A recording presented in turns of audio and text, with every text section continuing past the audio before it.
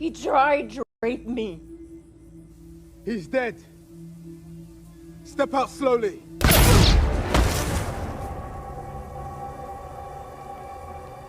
Season 2 of Andor is out, and it has united Star Wars fans yet again. Though not without some spice, it brings up the question, is there a line that is too mature for Star Wars? No. Matter of fact, that question is irrelevant. What truly matters are themes. All Star Wars is a way of updating that idea to say, watch out, because there are people out there who don't play by the rules, and if you're not careful, you're going to lose all your freedom. And at the same time, those people who may not play by the rules because they're selfish and greedy turn themselves into evil people.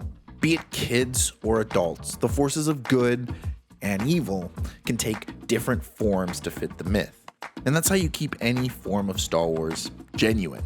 There are no Skywalkers, no Jedi, the Force is barely relevant, and yet Andor still feels genuine. Star Wars has the potential to last till the end of humankind, but that can only be done if it's not written by fans. Now, I've made this point before, and while I do think fans can make good Star Wars, Mandalorian is proof of that, they also get too lost in the sauce. In comes Tony Gilroy, someone who isn't as invested into the franchise. This is someone who doesn't care or know how many notches are on Anakin's lightsaber. And while I do admit the devils are in the detail, those details and priorities should be story focused. Gilroy comes at it as a writer first and foremost. Like that, like it doesn't help you to be precious into about it. Yeah. Not being into it helps you do it. This matters because it's already been established that the fans know more about the lore than even George Lucas. What is the name of that character?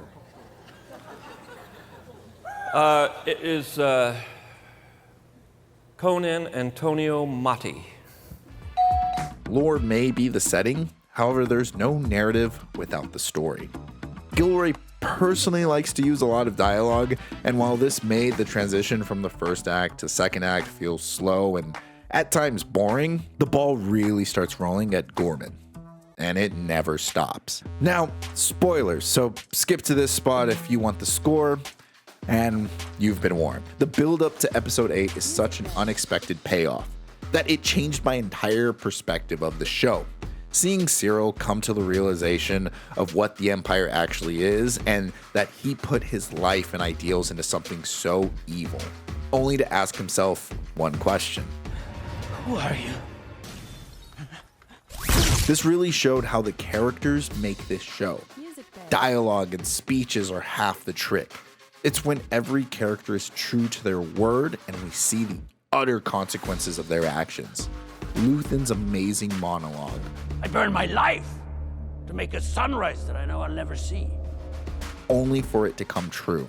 Dedra's obsession being her ultimate demise. And even though Bix had a strong beginning and memorable end, her and Saul Guerrero had a weaker moments in the middle. When you have so many characters, this amount of dialogue can hurt some. And yet Mom Mothma is consistently strong. Clea is a welcome surprise in the third act. I'm not kidding when I say I could do a whole video on how amazing, unique, and loved each one of these characters are. This is due to the fact Andor isn't written like Rogue One. I never felt like Rogue One had enough substance because the characters were too busy chasing down a MacGuffin. But here with Andor, the characters get a nice slow burn. Sometimes too slow, but it's written like a book, one cohesive story, standing on its own that is narrative, not lore-based, and has an adult theme that keeps it faithful to the source material.